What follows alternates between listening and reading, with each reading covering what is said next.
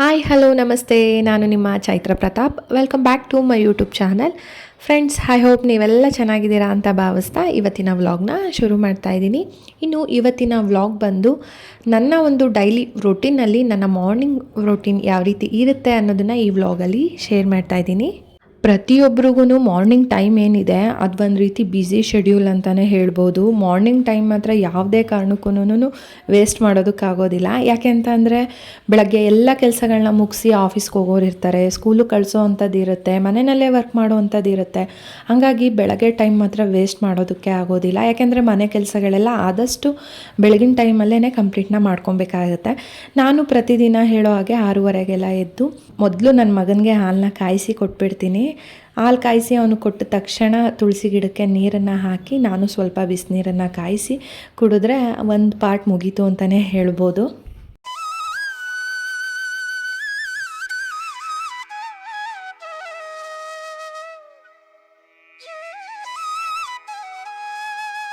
ಇನ್ನು ಟಿಫನ್ಗೆ ಅಂತ ಹೇಳಿ ಚಪಾತಿ ಜೊತೆಗೆ ಕ್ಯಾರೆಟ್ ಪಲ್ಯನ ಮಾಡೋಣ ಅಂತ ಹೇಳಿಬಿಟ್ಟು ಹಿಂದಿನ ದಿನವೇ ಕ್ಯಾರೆಟ್ ಎಲ್ಲ ರೆಡಿ ಮಾಡಿ ಇಟ್ಕೊಂಡಿದ್ದೆ.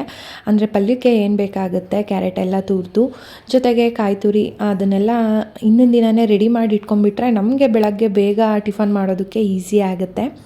ಯಾಕೆ ಅಂತ ಅಂದರೆ ನಾವು ಬೆಳಗ್ಗೆ ಏನು ಎದ್ದಿರ್ತೀವಿ ಆವಾಗ ನಾವು ಡಿಸೈಡ್ ಮಾಡೋದಕ್ಕೆ ಆಗೋದಿಲ್ಲ ಏನು ಟಿಫನ್ ಮಾಡಬೇಕು, ಏನು ಅಡುಗೆ ಮಾಡಬೇಕು ಅಂತ. ನಾಳೆದು ಏನೇ ಕೆಲಸ ಇದ್ರೂ ಹಿಂದಿನ ದಿನವೇ ನಾವು ಪ್ಲ್ಯಾನ್ ಮಾಡ್ಕೊಂಡಿರ್ತೀವಿ. ಹಂಗಿದ್ರೇ ಸ್ವಲ್ಪ ಫಾಸ್ಟಾಗಿ ಮಾಡೋದಕ್ಕೆ ಆಗೋ ಅಂಥದ್ದು. ಹಾಗಾಗಿನೇ ನಾನು ಬೆಳಗ್ಗೆ ಚಪಾತಿ ಮತ್ತು ಕ್ಯಾರೆಟ್ ಪಲ್ಯ ಮಾಡೋಣ ಅಂತ ಹೇಳಿಬಿಟ್ಟು ಕ್ಯಾರೆಟ್ನೆಲ್ಲ ಹಿಂದಿನ ದಿನವೇ ತುರಿದು ರೆಡಿ ಮಾಡಿ ಇಟ್ಕೊಂಡೆ.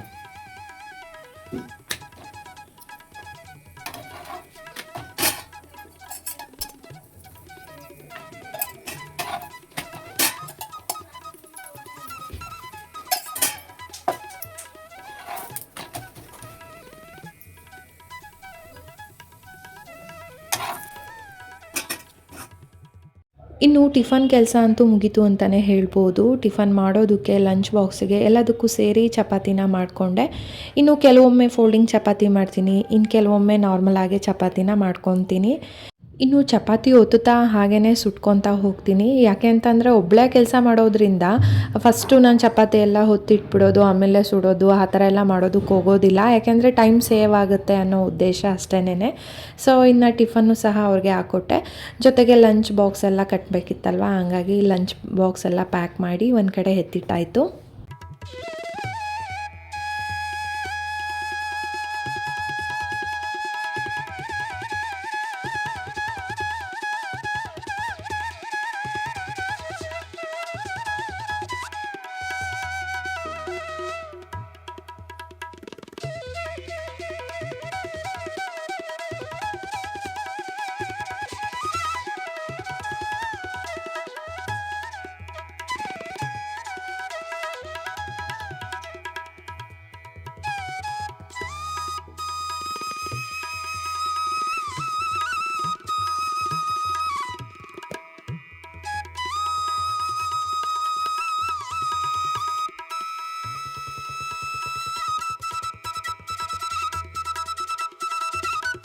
ಇನ್ನು ಖುಷಿ ಅಂತೂ ದಿನೇ ದಿನೇ ಬೆಳೀತಾ ಇರೋದ್ರಿಂದ ಅವಳ ಕೆಲಸ ಅವಳು ಮಾಡ್ಕೊತಾಳೆ, ನನ್ನನ್ನೇನು ಕೇಳೋದಕ್ಕೆ ಹೋಗೋದಿಲ್ಲ. ಬಟ್ ಅವಾಗವಾಗ ಸ್ವಲ್ಪ ಬೈಸ್ಕೊತಾ ಇರ್ತಾಳೆ ಏನಾದರೂ ಮಿಸ್ಟೇಕ್ ಮಾಡಿದಾಗ. ಬಟ್ ಮುಂಚೆ ಕಂಪೇರ್ ಮಾಡಿದ್ರೆ ಓಕೆ ಅಂತಲೇ ಹೇಳ್ಬೋದು. ಇನ್ನು ಸ್ಕೂಲ್ಗೆ ಹೋಗುವಾಗ ಎಲ್ಲ ಕೆಲಸಗಳನ್ನೂ ಅವಳೇ ಮಾಡಿಕೊಂಡು ಜಡೆ ಒಂದು ನನಗೆ ಕಾಯ್ತಾಳೆ, ಅಂದರೆ ಜಡೆ ಒಂದು ನಾನು ಹಾಕ್ಕೊಡ್ಬೇಕಾಗತ್ತೆ. ಹಾಗಾಗಿ ಅವಳಿಗೆ ಜಡೆ ಎಲ್ಲ ಹಾಕ್ಕೊಟ್ಮೇಲೆ ಶೂನ ಹಾಕ್ಕೊಂಡು ಅವಳು ಸಹ ಸ್ಕೂಲ್ಗೆ ಹೊರಟ್ಲು.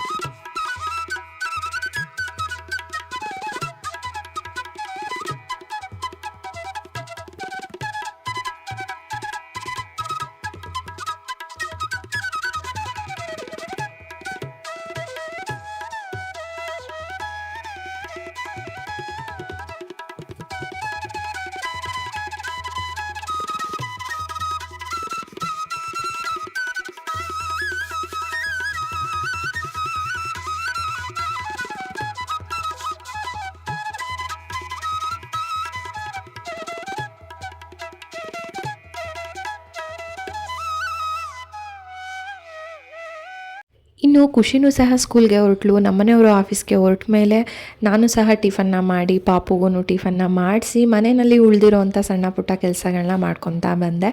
ಅಂದರೆ ಟಿಫನ್ ಮಾಡಿರೋ ಅಂಥ ಪಾತ್ರೆಗಳನ್ನೆಲ್ಲ ಕ್ಲೀನ್ ಮಾಡಿಕೊಂಡು ಮನೆ ಕಸನ ಗುಡಿಸಿ ಮನೆಯೆಲ್ಲ ಒರೆಸಿ ಮನೆನ ಕಂಪ್ಲೀಟಾಗಿ ಕ್ಲೀನ್ ಮಾಡಿದ್ದಾಯಿತು.